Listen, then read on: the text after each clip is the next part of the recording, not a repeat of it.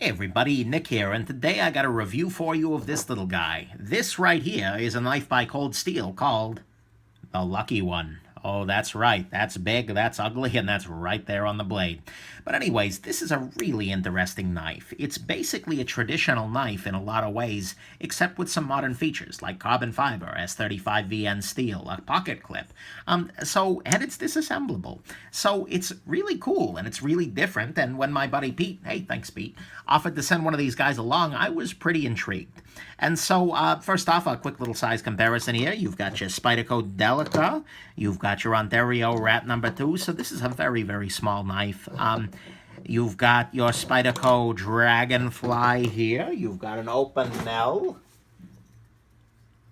I believe this is going to be your number 6. There you go. And perhaps the closest match in the collection, your ZT452CF, which is also a small knife made of carbon fiber.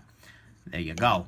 So, let's go on ahead and jump into the usual discussion of the good, the great, the bad, and the ugly of this particular little pocket knife. So on the good side, first off, this is a knife that is just absurdly lightweight. You're looking at 0.83 ounces. That is really, really light compared to the Open L, which is about 1 ounce. This is lighter than an Open L. That really takes some doing. And so I like that a lot. This really disappears in the pocket, and all the more so because it's got a little clip on there. So this clips to the corner there, and it's very easy to get your hand by. This is smooth. I mean, that's a really nice little thing. And the fact that it's a traditional knife that still has a clip, I like a lot. That's a fan. I'm a fan of that. The action on this guy as a slip joint is pretty good. The pull isn't too hard, but it also has enough pull to it to keep it from shutting on your fingers necessarily. So that's nice. Big fan of the action there. You do not need to use the nail nick, and I'm a big fan of that because I hate nail nicks with a passion, absolute passion. And so the fact that I can use 2 fingers here makes this a tolerable knife in that way. Like other lucky ones, according to Alison Krauss, this knife would laugh at the devil as his train goes by. Sorry, that's not going to be a joke that's funny to you unless you listen to Alison Krauss in Union Station. Probably should. Heck, I'll link the music video below. But anyways, great song. And that was way funnier than you guys thought it was. Just, FYI. And then finally, the blade on this guy is very thin, which I love very much. It's thinner than the Ontario Rat number 2 here. It is thinner than your Spyderco Dragonfly. It is thinner than your, I think it's about the same thickness as your Open L right here, and it is slightly thinner than the Spyderco PM2, because I had that on the desk as well. So that's a beautiful thing, and the blade came very sharp. So that's your good. It's lightweight, it's got a nice clip, it's got a good slip joint action. It is disassemblable. You've already seen the disassembly video, and that's nice. A lot of slip joints aren't. You don't need the nail nick, and it's got a very nice thin blade. Let's talk about the great. The great here are the materials. The carbon fiber that's being used here is carbon fiber throughout, and it's a solid chunk. When you take it apart, you see the carbon fiber on the inside there. The other beautiful thing is that the blade steel on this guy is S35VN, which is a great steel. So this is a traditional knife in S35VN, which right there, saying those words, gives me a little bit of a flutter internally. Unfortunately, it's right under Cold Steel, but that's nonetheless, they've done a really good job here. The materials are solid. A great steel and a great handle material makes for a really compelling modern traditional idea here. I love the idea of a carbon fiber and S35VN traditional knife. Unfortunately, it does have some flaws, so let's talk a little bit about the bad now. First off, this clip is kind of not optional, because you can see here that the clip actually fits into a little bit of a void cut into the carbon fiber. If you take this clip off, you're going to be left with a void, and I'm not entirely sure whether you can tighten the knife down without the clip on there. Not 100%, but either way, it's not ideal to carry this knife without a clip, and a lot of people who like traditionals are not going to want a clip on the knife. So there you go. The clip is also a little bit on the odd side in that it's not very long. So it is a little bit easy, especially with the this part being as far up as it is and the knife being very lightweight, to pull this out of your pocket accidentally. I feel like this is a very easy knife to lose as a result of that. Never felt super comfortable carrying it clipped on there. But again, I'm a little paranoid with loners. So there you go. The handle shape on this guy is honestly a little bit strange. I don't know why there are this many finger grooves in it. I think it would have been much more interesting done slightly more traditionally than it was here, although still with the easy open notch down here.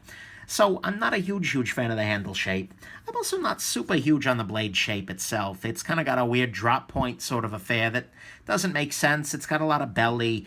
And, I don't understand the grind on this guy at all. I don't see why they didn't just do a full flat grind on this. That's so the traditional thing to do, but having this little saber grind on a tiny little knife like this just doesn't make any sense to me. So I would have much preferred a deeper grind on this knife. And so there's your bad. The clip would leave a little bit of a void if you remove it. The handle shape's a little weird, the blade shape's a little weird, and the grind just doesn't make sense to me. Why didn't they just full flat grind this thing? Let's talk about your ugly.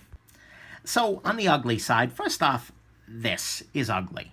The fact that they took a knife that could be very classy, that has very nice lines, and then they put this ugly fake Western typeface on the front of it in huge letters saying the name of the damn knife is ugly. 100% ugly. And then on the back side, they have more crap written on the blade with the cold steel and the Italy, but the Italy's out of alignment with the S35 and the cold steel's out of alignment. It's just ugly. And I don't know what their thing is with putting crappy text on blades. This knife would be so much nicer if they just did CS on one side, Italy on the other side. This would be a much classier piece. It'd be much more excellent. And unfortunately, I don't think there's a way to just clean this off of here without fully, stonewashing the blade or something like that. But I wish this were not here. I would like this blade a lot more without that ugly thing, because it makes the whole thing look really cheap and ugly. And this could be a really great knife. It's also got a visible tang, and it's a very sharp tang. So this little chunk right here sticks out above the scale here and is surprisingly sharp. It grabs at your finger if you run your finger over it.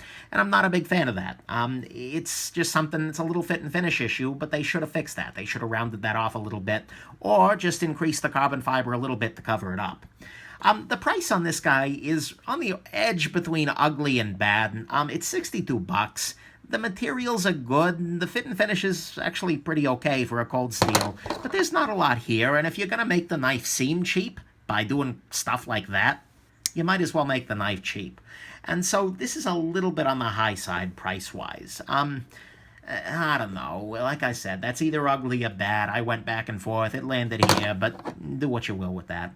And then finally, Cold Steel as a company has been being really ugly to the knife world lately. Lynn Thompson, the CEO of Cold Steel, registered Sanmai 3 as a trademark. Sanmai is a pattern welding process. It's many hundreds of years old from Japan.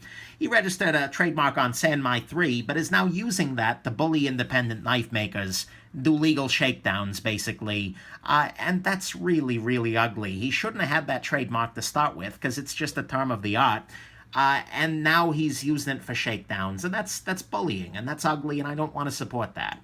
So he did an apology letter, which was a complete non-apology, and just made it worse, and so that's, I guess, an ugly thing about Cold Steel in general, is that when you buy Cold Steel, you're supporting bullying, and that's ugly. And so I always have to bring it up. Whether that matters to you or not, maybe if you're a trademark lawyer, you love the business coming out of trolls, but you're supporting a troll if you buy this knife, and so there you go. So that's the ugly. The fact that they wrote "Lucky One" on the blade in a really stupid typeface. The visible tang is very sharp. The price is a little bit out of line, and Lynn Thompson is just a bully.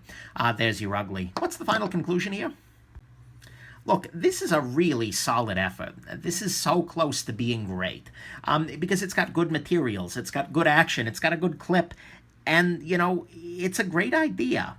And it's from Cold Steel, and this doesn't really feel like a stereotypical Cold Steel knife. If you showed me this without any branding and asked me who made this, I would never have guessed Cold Steel.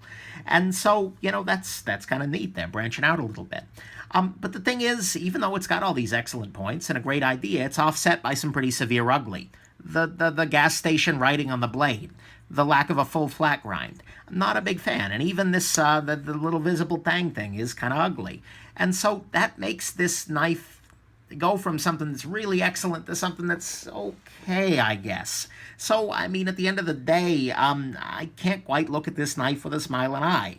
But if you give me a new blade and a better brand, you'll be looking at a happy man with a lucky one here. Sorry, another Alison Krauss reference. So this is a great effort, and I do respect Cold Steel a little bit more if I haven't done it. I'm still not a big fan of the CEO or the lawyers, but by God, this is pretty excellent. And if they address some of these issues, if they release one with a sterile blade that's full flat ground, I'm going to buy one for myself, even though it's a Cold Steel, because this is a great idea, and there's a lot of good going here. But, yeah, so anyways, there you go. That's the final verdict. It doesn't quite meet Gem, but the next version could be really great if they just make a couple of little tweaks to it. So, there you go. Hope this has been interesting, and that you have yourselves an absolutely wonderful rest of your day.